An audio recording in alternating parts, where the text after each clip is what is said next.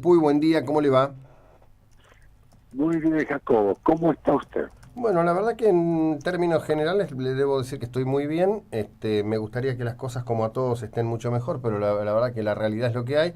Pero ayer creo que para usted en particular, por su trabajo, por las condiciones difíciles en que esa tarea debió ser realizada en nombre de la sociedad argentina, la condena a Julio De Vido, no por la condena en sí misma, yo no creo que a uno las condenas lo puedan alegrar, digo, me parece que deja una señal hacia adelante para el funcionariado muy importante, ¿no? Sí, yo creo que este caso tiene ribetes bastante interesantes, ¿no? Ujú, En algunos casos innovadores. Y en particular, en el, yo diría que lo que nos ha llevado la tragedia de Once, porque ha habido dos juicios, ¿no es cierto? Lo ujú. primero, que estableció la responsabilidad de 20 y pico de personas, entre los cuales había funcionarios y empresarios. Esto último me pareció a mí muy original e interesante. Se empezó a incorporar en nuestra jurisprudencia al empresariado, ¿no? Que estaba generalmente ausente Ujú. en ese componente que es el fenómeno de la corrupción. Por un lado. Por otro lado, Tevino era un hombre intocable, era una persona que parecía frente a la opinión pública y a los sectores de poder y políticos como un hombre que estaba muy alejado de toda posibilidad de que le pudiera entrar algún tipo de reproche jurídico, ¿no? Él se comportaba así. Muchas veces a mí me han dicho, pero ¿por qué tú te pronuncias sobre el tema de Debido cuando en realidad Debido es un hombre muy que ha hecho favores a todo el mundo, a todos los sectores políticos, que tiene un comportamiento que parecería ecuánime, que parecería es una buena persona, o él no es un tipo que está en cosas menores, etcétera. Pero la realidad fue demostrando que ha sido una persona que estaba implicada en toda Sin duda. esta situación, en cada una de esas situaciones ha estado implicada. No es que haya sobrevolado. Después conocimos lo que como vivía su casa en la isla, etcétera. Y además un hombre muy vengativo, porque fíjense en los últimos tiempos, él, su mujer y que fue su síndica general, Ujú. fíjense que tenía hasta eso, ¿no? Él era el hombre que más gastaba, el hombre que tenía el mayor presupuesto, y su mujer era la que lo controlaba, ¿no? Ujú. Con lo cual se producía una promiscuidad que habilitaba este tipo de situaciones tan, diríamos, anómalas como las que se han presentado. Sí, claro.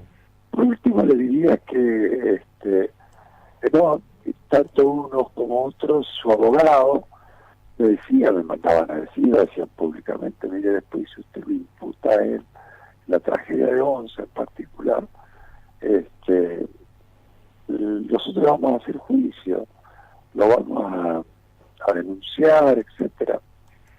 Y la verdad que, si bien esto podía parecer una intimidación, lo hicieron cuando yo testimonié este testimonio, me hicieron un juicio, lo perdieron, después me han habilitado otro. Y en el debate de ayer, cuando él cerró, al final lo termina haciendo una alusión muy personal, muy peyorativa, por cierto, de que era Mm. un traidor o algo así, cuando lo perseguían, y yo formaba parte con un perito de uno de los estructuradores de esa campaña. Pero a mí no me preocupa tanto eso, me preocupa las cosas que me hizo en el pasado. Por ejemplo, Mm. cuando intentaron destituirme en el Congreso, él estaba detrás Claro. de esa jugada. Entonces, el hombre que parecía estar más allá del bien y del mal, se va a transformar en una suerte de María Julia, Ujú. eh, diríamos, emblemática de lo que fue la corrupción del gobierno acá. Sí, sin duda. Ahora, usted hacía una alusión al tema del empresariado, eso concretamente son los siriglianos. Yo espero realmente que la unidad de investigación financiera que está trabajando también vaya a fondo sobre el patrimonio de los sicilianos en Estados Unidos, ¿no? Donde han montado dos fenomenales compañías de transporte con base en la ciudad de Miami. Porque me parece que ese es un tema que todavía no está suficientemente valorado. La plata que se robaron de acá la tienen puesta en dólares en empresas en Estados Unidos, estos tipos. Sí, mire, ese es un tema, este, como usted dice, muy importante, muy importante. Yo subrayo la ampliación de la extensión de la responsabilidad hacia los empresarios como un hecho positivo, que creo que lo es, porque cuando uno lo ve preso, Cirigliano, uno difícilmente se lo podía representar en el pasado. Cirigliano era un hombre muy vinculado económicamente a Jaime y al propio herido, Sí, claro. y ha sido un hombre, ha sido una empresa, una familia que ha recibido miles de millones de pesos, Ujú. los ha sacado al exterior. Esto es una cuestión que la justicia tendrá que determinar, pero que lo que recibieron en la Argentina es realmente descomunal. La auditoría, gracias a Dios, tuvo el acierto dentro de sus propias funciones de poder auditar varias puntas en donde siempre aparecían los sicilianos. Aparecían no solamente en los subsidios y todas esas negociaciones espurias con las tercerizaciones, las tareas de mantenimiento a empresas propias, etcétera, para recibir más fondos, ¿no? Ujú. La aplicación de las inversiones, en fin.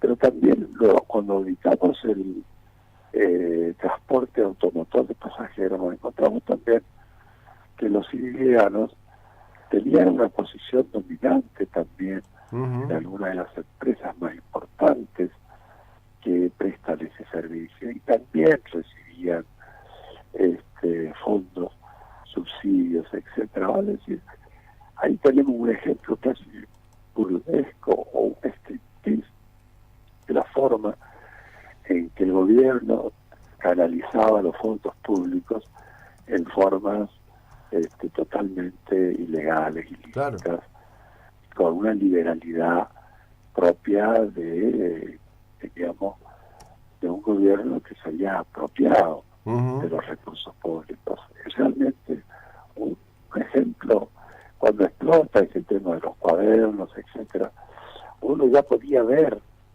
todas estas formas, Ujú. diría, muy grotescas, muy descaradas de corrupción. En estos informes, en estos estudios que se habían hecho con anterioridad y que mostraban comportamiento del empresariado, de este tipo de empresarios, que no tenía la más mínima cuidado, porque realmente tenían desde el Estado una, diríamos, fomento a ese tipo de comportamiento, Claro. un estímulo, el propio Estado el que estimulaba la corrupción. Esto es lo que tiene, como esto es lo que tiene de perverso el periodo Ujú. anterior, es que la corrupción, a diferencia, por ejemplo, de Lavallato, Claro. ahí usted va a ver que está estructurada en torno a empresas de la construcción. Es cierto que está también Petrobras, es una empresa estatal, etcétera, pero acá lo que usted va a ver que tiene una relación directa con los intereses de Estado, pero lo que va a ver aquí en la Argentina es que la corrupción está estructurada en las altas esferas de poder, Ujú. y es ahí donde se plantea, se construye, si usted quiere, toda la articulación y los resortes que van a posibilitar más tarde transformar al empresariado en una suerte de engranaje, de una apropiación de los recursos públicos. Es muy triste lo que ha acontecido en la Argentina en ese sentido.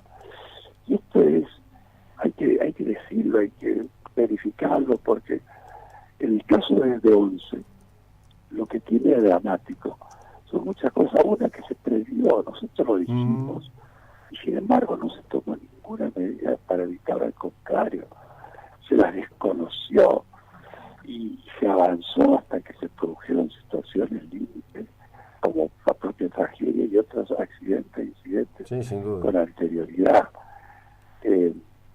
Y parece decir que en este país, no porque usted prevea una catástrofe, se va a poder evitar, va a tener inexorablemente, porque la corrupción es invencible, mientras la impunidad sea más poderosa que la justicia.